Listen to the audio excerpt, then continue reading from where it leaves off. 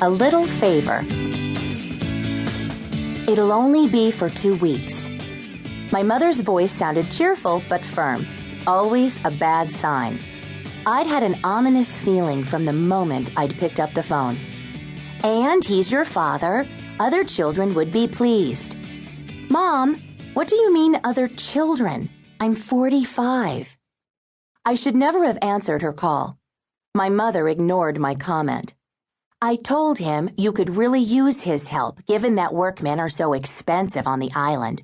Plus, you know how contractors do whatever they want if you don't watch over them. Your dad can keep an eye on things and lend a hand here and there. You know how much he loves to help out. I knew the force of my mother's determination all too well, and I needed to stop her before we were too far in. Mom, wait a second. The whole reason I'm going to Norderney is to help Marlene renovate the guest house and the restaurant. I can't look after Dad as well. Oh, come on, you don't need to look after him. He'll be fine left to his own devices. And you'd have to make lunch for yourselves anyway, so just make a little extra.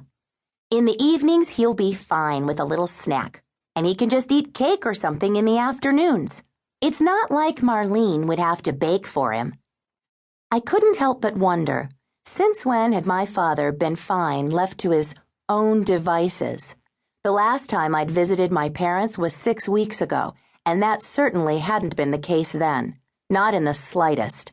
I tried to push the rising panic out of my voice.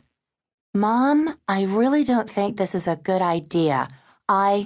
Christine, I've never asked you for anything before, have I? This is an emergency. I have to stay in the clinic for 2 weeks, and Heinz can't just sit around at home alone for all that time.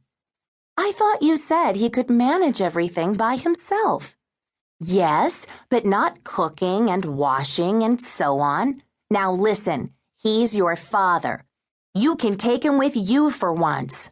It's only 2 weeks and you'll be on vacation. You'll have the time. Don't make such a fuss. Plus, your dad's always wanted to go to Norderney. But I won't be able to look after him properly there. And how? Oh, it'll be fine. Besides, Dad's old friend Collie lives on Norderney. He can go visit him. Then why can't he stay with him too? Christine, please. Collie's going to be on his own too. Hannah is on the mainland at the moment, she said, referring to Collie's wife.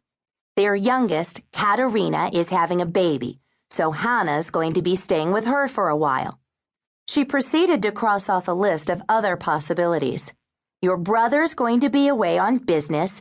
Your sister's going to help me at the clinic the first few days, but then she's already made sailing plans in Denmark.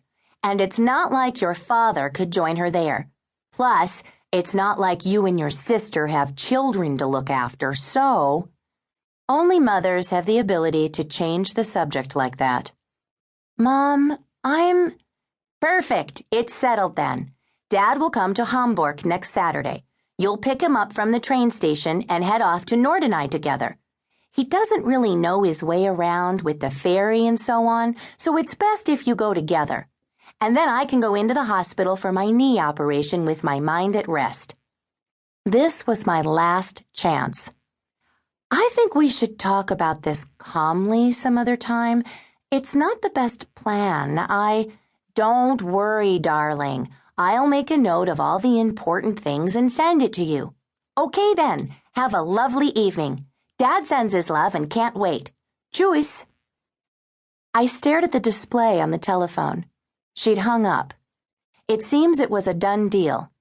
For the first time in 30 years, I was going on a vacation with my dad. Our last family vacation had ended with him leaving me behind at a gas station in Kassel as a learning experience. I was a difficult teenager, I admit, but it was a little harsh nonetheless. He picked me up again half an hour later and felt guilty for the next 3 weeks. But still. And now, 30 years on, here we were again. Well, at least we wouldn't be passing through Kassel this time.